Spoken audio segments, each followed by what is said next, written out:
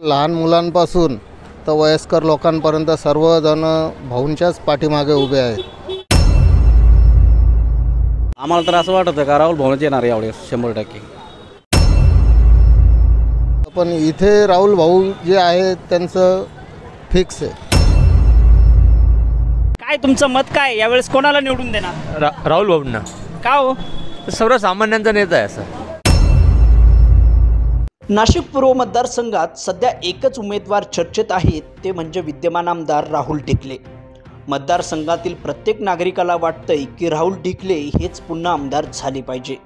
त्यांच्या कार्यकाळात त्यांनी अनेक विकास कामं केली आहेत। आमदार असतानाही कोणताही बडेजाव न करता सामान्य माणसाला धरून चालणारे, त्यांच्या अडीअडचणीत धावून जाणारे आणि नागरिकांच्या मदतीला निम्म्या रात्री धावून जाणारं एकमेव नाव म्हणजे राहुल ढिकले। त्यामुळेच ते सर्वांना हवेहवेसे वाटतात।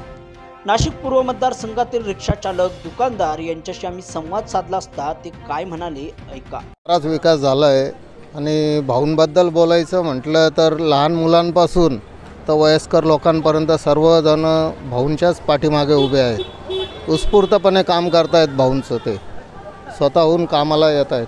विरोधक म्हणतायत कुठेतरी विकास झालेला नाही नाशिक पूर्व मतदारसंघाचा, काय वाटतं एकंदरीत? आमच्या इथे विकास भरपूर राहुल भाऊ ढिकले यांनी भरपूर विकास केलेला आहे।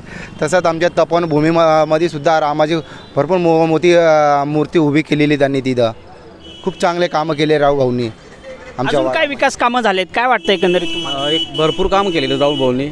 आम्हाला तर असं वाटतं का राहुल भाऊच येणार यावेळेस 100%।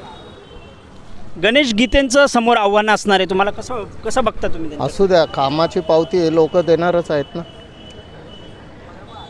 बरोबर। पण आपण बघतोय की महाराष्ट्रातील राजकारण कुठेतरी बदललं गेलं आहे आणि यावर्षी यंदाच्या जी काही निवडणूक आहे त्याच्यात परिवर्तन होईल असं म्हटलं जात आहे। म्हटलं जातं आहे ते इतर ठिकाणी होऊ शकतं, पण इथे राहुल भाऊ जे आहे त्यांचं फिक्स आहे।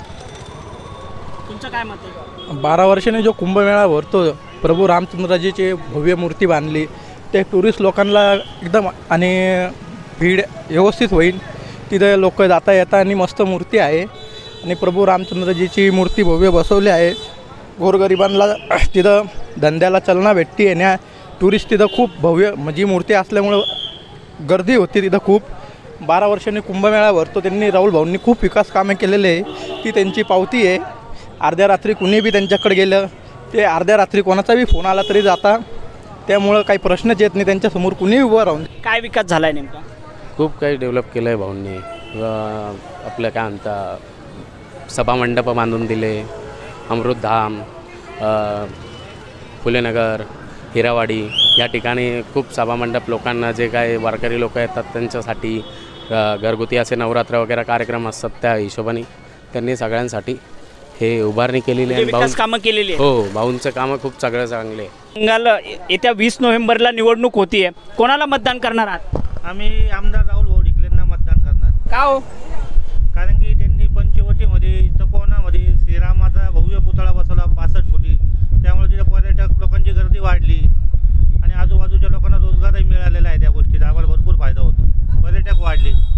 पण असे कोणते कामं काही राहून गेले असं वाटतं तुम्हाला? काही विकास काम भरपूर कामं केली त्यांनी। नदी किनारी रामकुंड परिसरामध्ये दगड वगैरे लावण्याचे पण कामं चालू आहेत आणि ते गार्डनचं पण सुशोभीकरणाची कामं झालेली आहे, भरपूर कामं चालू आहेत त्यांची। बाबा थोडं पुढे या, काय सांगाल? 20 नोव्हेंबरला या निवडणूक होतीये, काय तुमचं मत काय यावेळेस कोणाला निवडून देणार? राहुल भाऊंना।